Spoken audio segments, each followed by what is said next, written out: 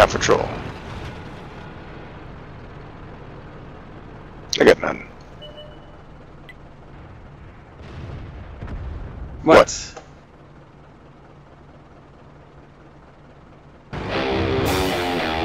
Ether. I got this.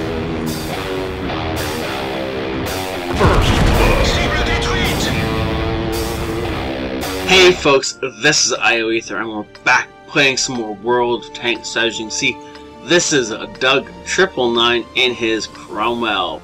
Beautiful paint job.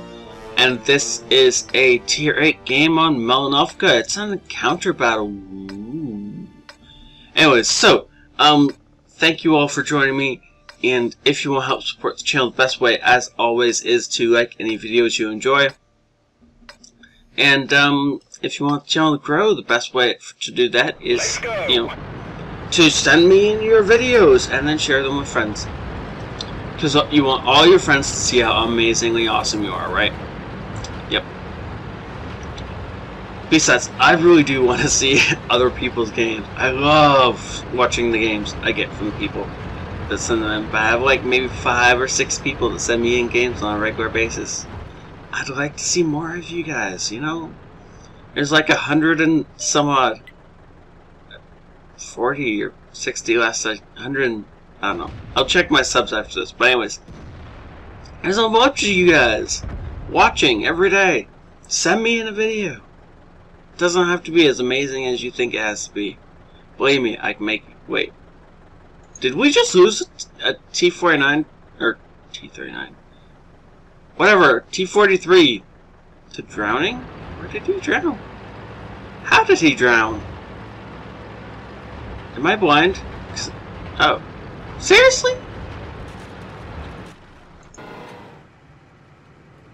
I don't know. Sometimes World Tanks do it. The worst part is his stats say he's a decent player. Or at least an average player. Come on. Oh, you're skimming. Oh no. Good shot fired. I think you got lit, Doug. Now, at some point, we're gonna have to figure out if Doug has Sixth Sense. If he does, then these are all great shots he's taking, not getting spotted. If he doesn't, then this is kind of a little bit of a risk. Now, a T-150 is kind of blind. It's a Russian heavy tank. That means it can see the hand in front of its face if it's got a spotlight shone on it. Maybe. But some of the other things, like the T-29, might be able to spot you from this distance. We didn't even scratch them. We didn't even scratch them. Unfortunately, no penning shots into the side of that turret. Such a juicy target, the side of the T-29 turret. You know, ammo racks, loaders, gunners up there. Unfortunately, not able to pen, so not able to do anything.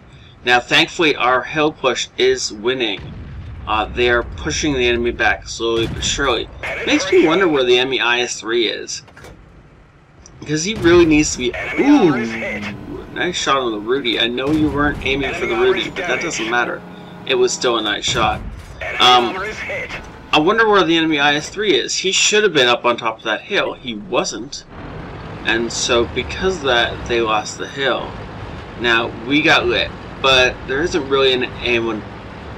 Actually, there might be. That G69 could take advantage of us getting lit. Or we could take advantage of him ignoring us completely. Unfortunately, can't hit a shot. Now, if the Cromwell can mount a vert stab, so many of us Cromwell drivers would just like fall over in a state of bliss. Because seriously, this thing really needs a vert stab. Alternatively, it needs fire on the, or shoot on the move, and the other one. I don't know. The driver and gunner skills will let you imitate first step, but not nearly as good. Those two. It needs them. Okay, and now we're going to race in, and let's see if we can find this Rudy. Or... Oh, there's the IS-3. IS-3 is way down the other side of the board for no apparent reason. So that is the last place a heavy tank should be for all of you heavy tank drivers. If you are in a heavy tank and you're in the top and you're not bottom tier, heck, half the time, even when you are bottom tier, you need to be up on this hill. And the reason for that is exactly what's happening right now.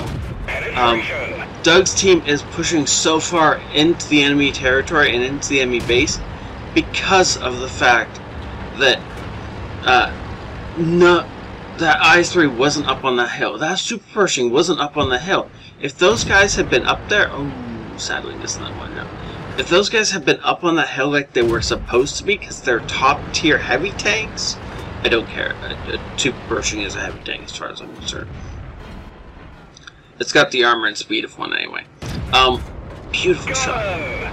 They needed to be up on the hill. Because they weren't, their team had to fall back. They had no choice. A T-150 cannot hold back a T-32, a T-34, a T-34-2 for crying out loud. These are not tanks that a T-150 can deal with by itself, even though he valiantly tried.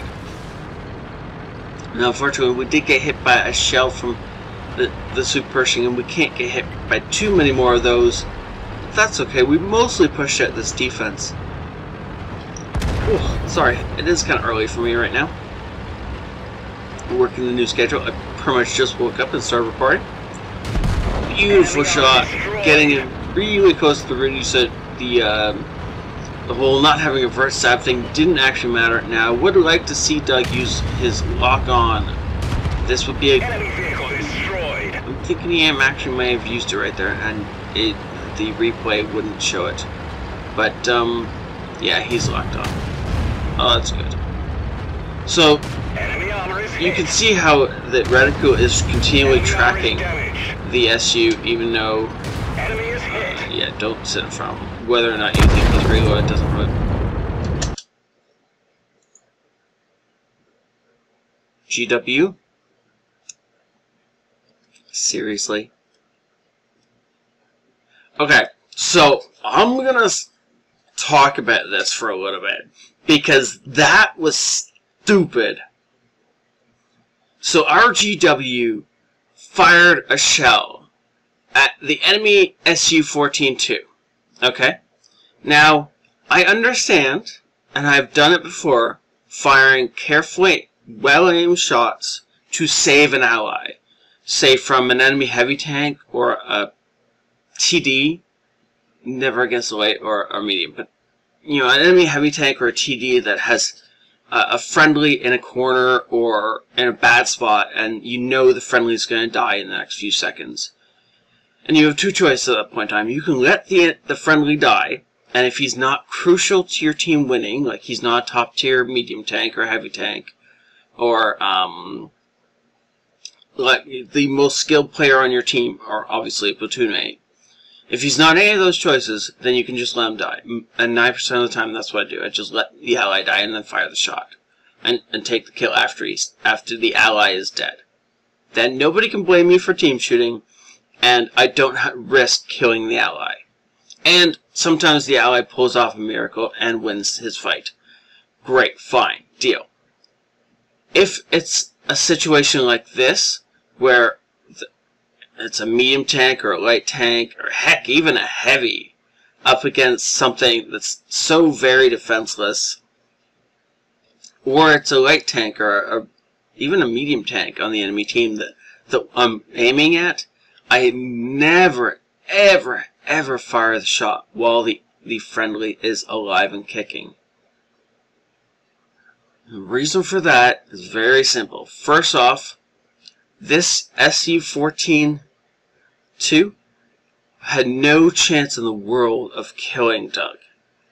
There was no risk to Doug at this point in time. Our GW just wanted a kill. He wanted to get some damage in on the board, and in order to do that, he almost killed Doug. It's so not worth it. No way, sense, or shape is this worth firing that shell. If you're in that GW Tiger, I will hurt you if you fire shells like this more than once in a very long time. I understand you having a horrible game and just wanting to get a shell in. Then fire the shell early, while Doug was still on approach. He killed the M44 before he came after the Su-14. There was a good 10 seconds for that DW to fire his shell where it would have been fine, and within reason to fire that shell. But he waited to the point where he guaranteed himself the kill even if he just splashed him. And Doug had this well in the bag. The Su-14-2 had already fired. No way Doug dies from this guy. And our GW decided to take the risk and fire. And I'm gonna bet he didn't really care if he hit Doug. And that's the kind of arrogance and idiocy that I hate. And it pisses me off every single time. Don't do it, or I'll hurt you or something. Anyways, back to the game.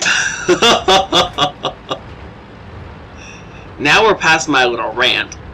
We can go and find this M12 instead of M14. I don't know why. Ah, look at that. Ooh, don't get shotgunned, don't get shotgunned. Nice. Immobilized. I got none. I'm gonna kill somebody. 2300 experience, ace tanker, 2 marks of excellence. Wait, is this 1 or 2? I can't remember with the British. Looks like 2 from the tooltips that's not really coming up again. That's lovely. Okay, whatever. There we go. UK, 2 marks of excellence. Spotter, fire effect, and bruiser. Unfortunately, no medals. But that's because we killed too many people. We were, one off getting a... What's it called? I keep wanting to say crucial contribution. Confederate, that's the one. Of course, we should have had a Pascucci's medal, but our... I'm not going to swear. I'm not going to swear. I'm not going to swear. Our not-so-bright artillery decided to try and murder us because they didn't want us to get kills or something. These 2 guys, I'm not happy with. We're just going to skip on past them. T6 Neon on the other team deserves props. He tried desperately to carry his team. Wait, why is the Rudy with no damage up here?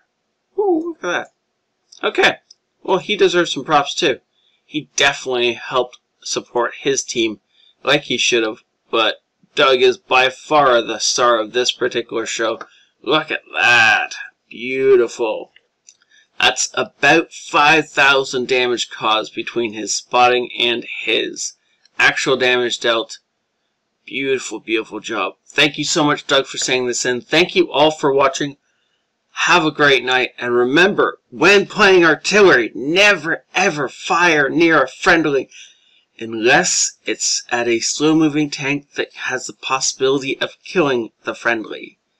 And if it's an artillery you're firing at, and the friendly is likely to win the battle, just let it go. Let it go. Have a great night all. ioEther out.